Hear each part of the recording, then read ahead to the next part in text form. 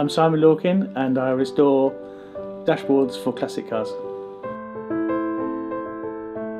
In the beginning, all my restoration work was for antique furniture, and from time to time the client would ask me for help to restore their classic car woodwork.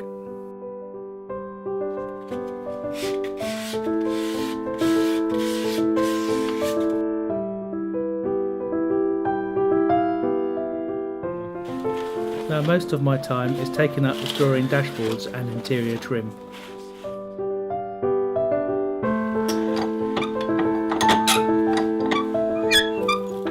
The technique, the glues, the stains, the veneers, the understanding on how to cut the veneer is the same whether it's a dashboard or an item of furniture.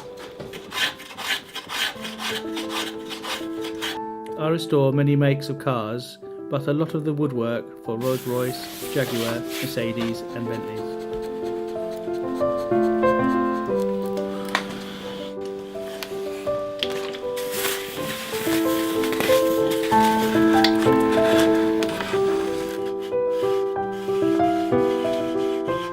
I've also developed my own techniques to do a range of painted wood effects on metal dashboards.